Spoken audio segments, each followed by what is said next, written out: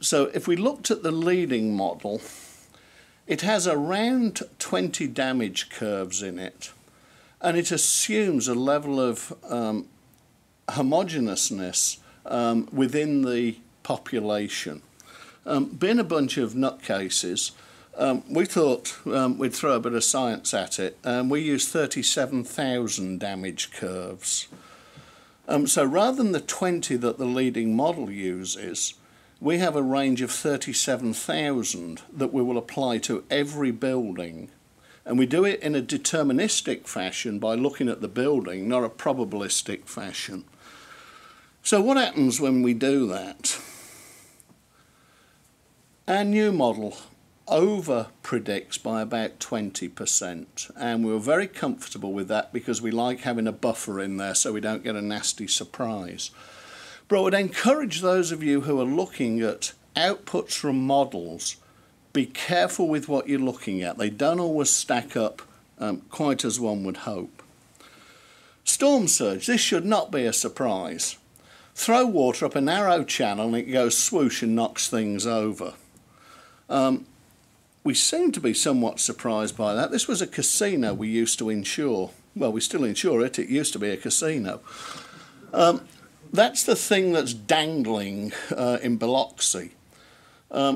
Strange gambling laws in the US. The parking structure and hotel are on land. The gambling part was floating on a barrage. A storm surge lifted it and dropped it, and that was the result. We shouldn't have been surprised. How can something like this happen? We can send someone to the moon, but we can't hold a bit of tin on some metal. There's something not quite right. I mentioned water. You probably can't see it terribly well, but if you look at some of that packaging, it's been stood on the ground. A modest amount of loss of roof. In comes the water. The boxes act like a wick, totally destroy the contents, and then black mould follows because this always happens in nice warm places.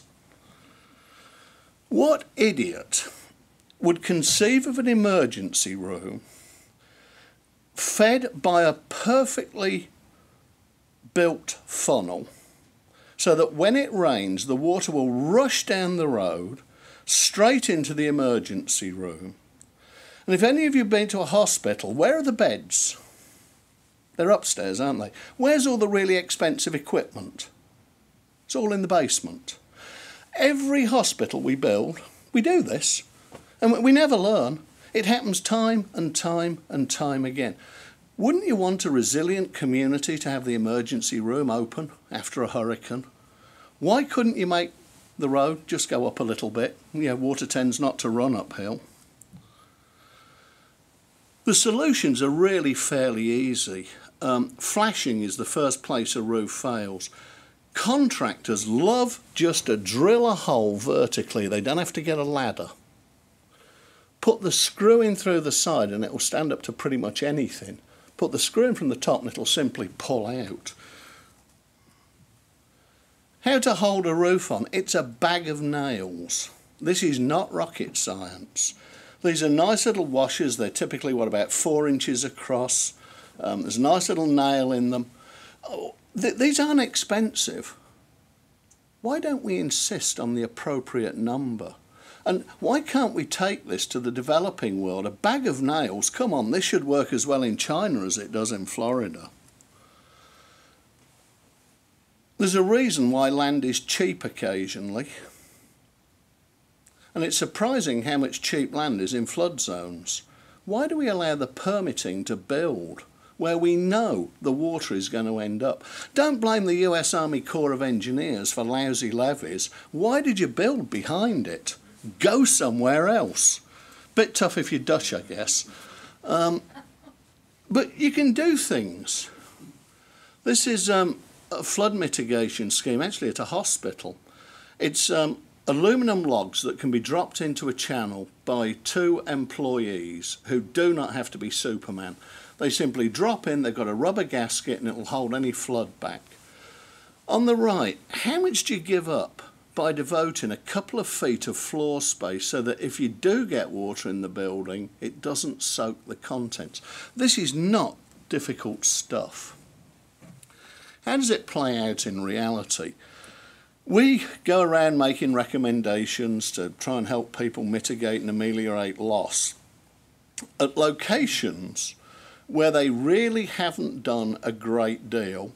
You can see how much the average loss is costing per 100. That's how much it costs. If you bang the nails in, you get the stuff off the floor, you stop putting things in the basement, and you just do common sense engineering things we know about today. That is one massive reduction. And we talk about emerging economies. My heavens, wouldn't they want to save this sort of money for such a modest investment? It works, and it works really well. You can see a couple of different things here.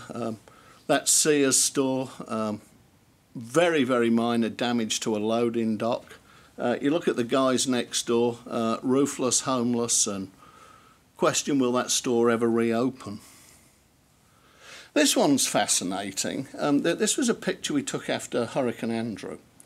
I guess you can see that on the left there's a community of rather nice looking homes still standing, and on the right in that red rectangle there's nothing. You know what the difference is? Habitat for Humanity. The houses on the left were built by Habitat for Humanity. This is folks like you and I devoting their time with a hammer and nails, and we read the instruction manual. The community on the right was built by contractors, and there's a special place in hell for them because they will find a way to shortcut any code or any standard. The community was built at the same time and is gone. The only difference was quality of workmanship. Guys like us, devoting our time, not skilled contractors, the houses stood up.